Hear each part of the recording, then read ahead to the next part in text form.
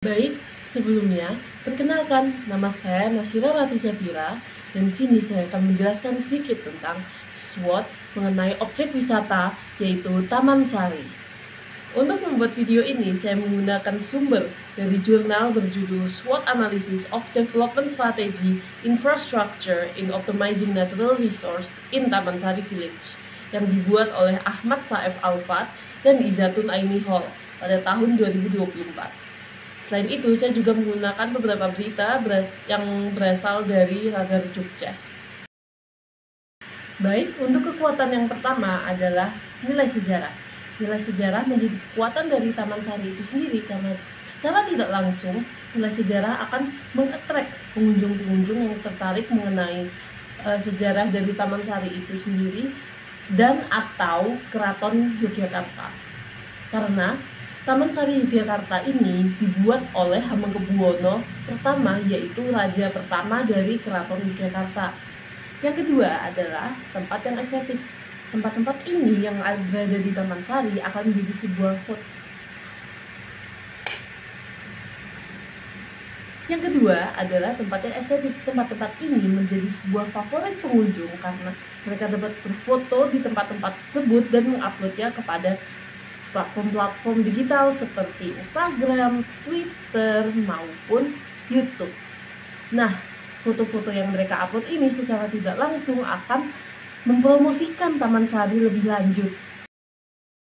Jadi, weakness pertama dari Taman Sari itu sendiri adalah prasarana yang kurang memadai, yang dimana Taman Sari ini merupakan cagar budaya dari Yogyakarta itu sendiri, yang dimana Taman Sari ini tidak diperbolehkan untuk direnovasi ataupun dibangun ulang, kecuali untuk mencegah bangunan tersebut untuk tidak hancur. Lalu untuk weakness yang kedua yaitu lokasi yang berada di tengah-tengah perumahan warga, yang dimana dengan lokasi yang kurang strategis ini membuat pintu masuk akses ke Taman Sarinya akan menjadi lebih sulit dan secara tidak langsung akan mengganggu warga-warga di sekitar Taman Sari tersebut. Jadi, opportunities yang bisa diambil dari Taman Sari ini yaitu kekayaan objek wisata yang mendukung, seperti Keraton Yogyakarta. Nah, penjelasan dari opportunities ini akan saya jelaskan di akhir tentang ide pengembangan pariwisata. Threats yang pertama yaitu persaingan dengan tempat wisata yang lainnya, seperti Kaliurang, lalu Gunung Bromo, Gunung Merapi, seperti itu. Karena di zaman sekarang, wisatawan akan datang ke tempat-tempat yang lebih hits, instagramable, ataupun lebih zaman now. Berikutnya adalah ide pengembangan untuk Taman Sari itu sendiri.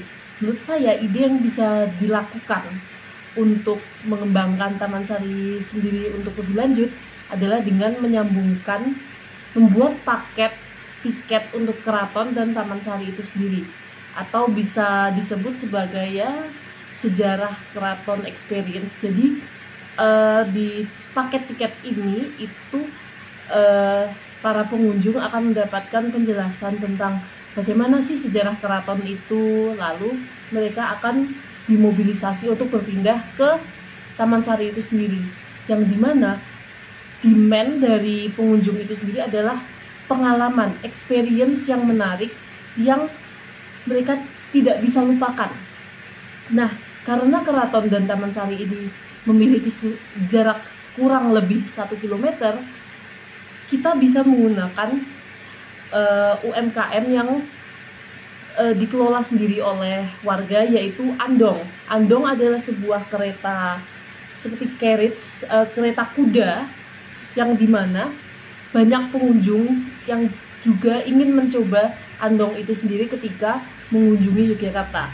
Nah, dengan tiket ini tentu mereka akan mendapatkan sejarah dari keraton itu sendiri, experience Andong dari keraton menuju Taman Sari, dan sejarah dari Taman Sari itu sendiri.